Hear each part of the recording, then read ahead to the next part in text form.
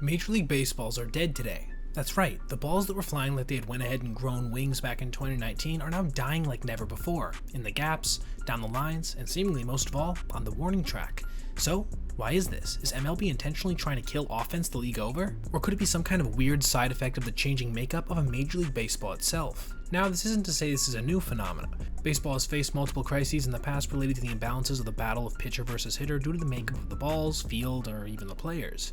We could go on for ages on the oscillation between hitter and pitcher, with those times in the late 60s and late 90s standing out the most for, let's say, somewhat different reasons. But it was oh so gloriously that in 2015, with the arrival of StatCast and Baseball Savant, MLB was jettisoned into a new age, one filled with data, and with that data, expected stats.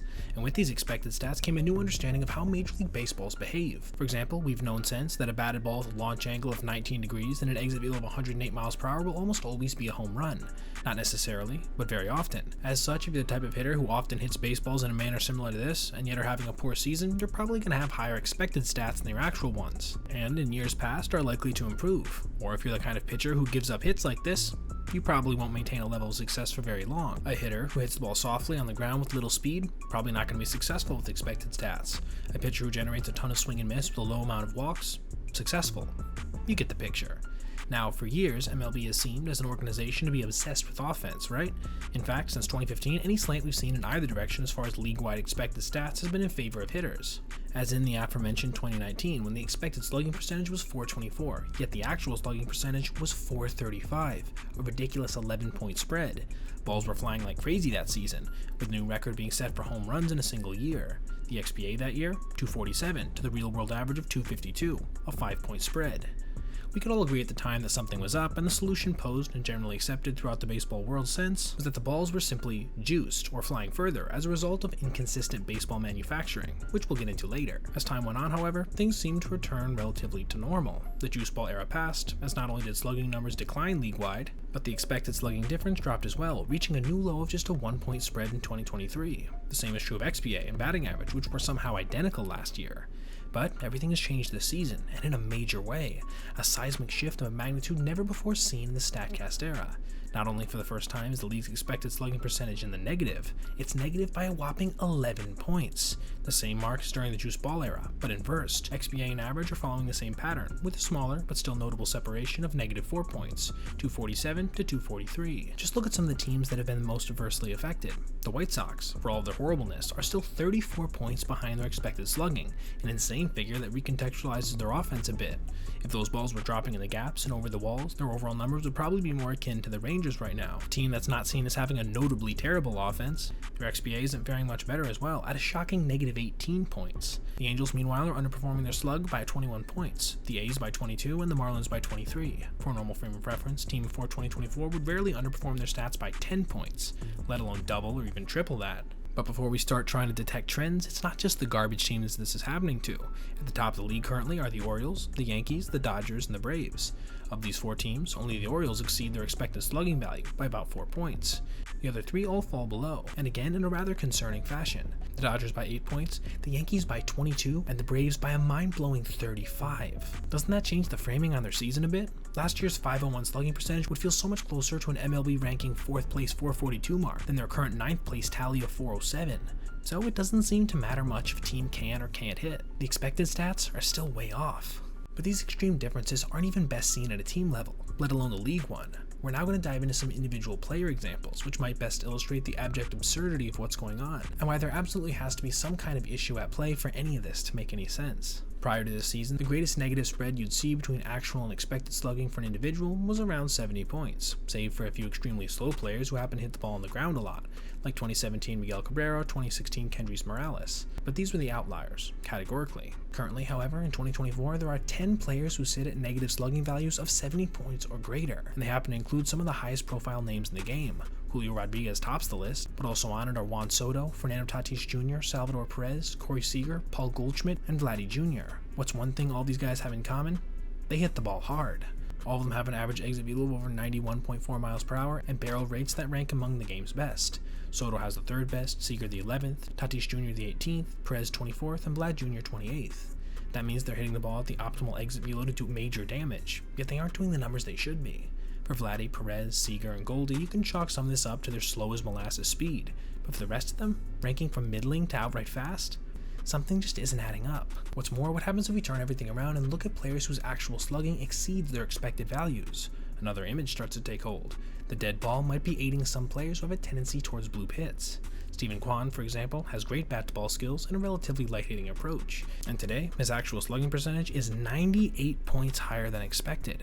His average exit velo is 86.4 miles per hour after all, 12th lowest in the game. Yet, as of this writing, he's above Vladdy Jr. His actual WOBA is 54 points higher than expected. Relatively similar separations are true for exit velo slouches Dalton Varsho, Ezekiel Tovar, and Mason Wynn. It's almost like the algorithm that's worked since 2015 has been recalibrated. The numbers, again, just aren't adding up. And it really doesn't matter what metric you look at.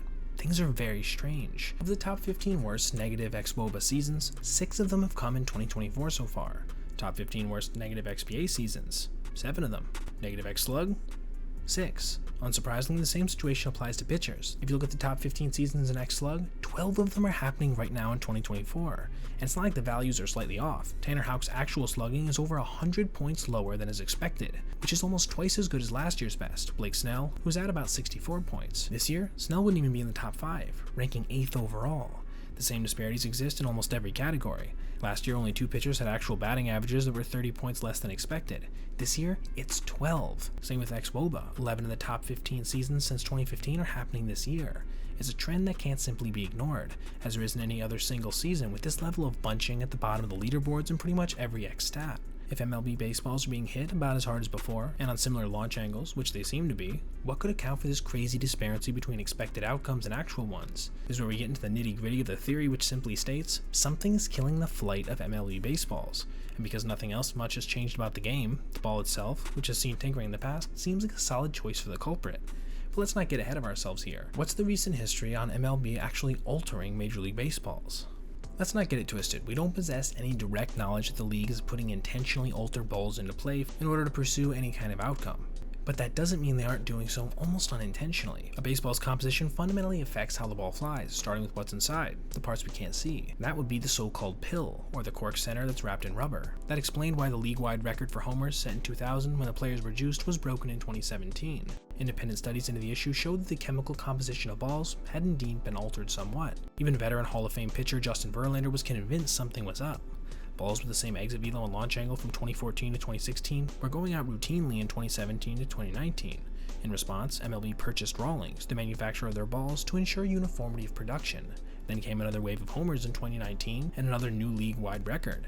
The commissioner's office later explained that the homer barrage was due to manufacturing variability that caused inconsistent seam heights, without ever mentioning anything about the core, though again, that was heavily theorized. In other words, lower seams meant less drag. Even a change of 3% in drag can add about 5 feet to a fly ball, which could boost homers by 10 to 15%. Whether it was in any way intentional as some kind of private experiment is still an open question, but this left zero debate as to whether it was actually affecting things. The league insisted that by 2022, only one ball would be used. One. Except a Harvard-trained astrophysicist who was on the case in an effort to hold the league accountable took issue with this. Dr. Meredith Wells has fans send her foul balls to analyze so she can take them apart. She found that in 2017, balls had different red stitching than 2014 balls that kept them rounder. She theorized that in 2020, with only 60 games played, the league had a surplus of balls that they mixed in with 2021 balls. Players could tell the difference between them and complained, but MLB was slow to respond. Then Dr. Wells found out in 2022, instead of one ball, the league was actually running 3 different balls. There was the new dead ball, which was supposed to increase drag by raising the 108 stitches, the one that MLB said was the only ball in play. But there were still the vestiges of the old juice balls from 2019, and there seemed also to be one that split the difference. This was the so-called Goldilocks ball. It was used in the All-Star game in the postseason. Convenient timing? Maybe a bit. So we know that the league has already tried to normalize baseball production following the 2019 power surge while giving some leeway when important stages were being set. Another public measure they took was to require that all teams store balls in enclosed AC rooms before games. Then in 2022, it mandated that balls be stored in humidors for 14 days before a contest. Dr. Wells then explained that the use of humidors, which controls temp and humidity, could have non-uniform impacts on moisture in the stitching.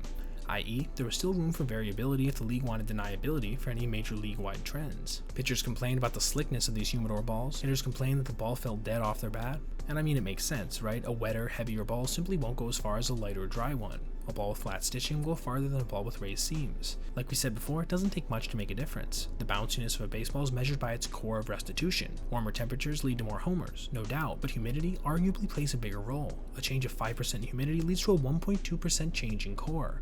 Drier balls go out, wetter balls stay in. So is this the culprit then?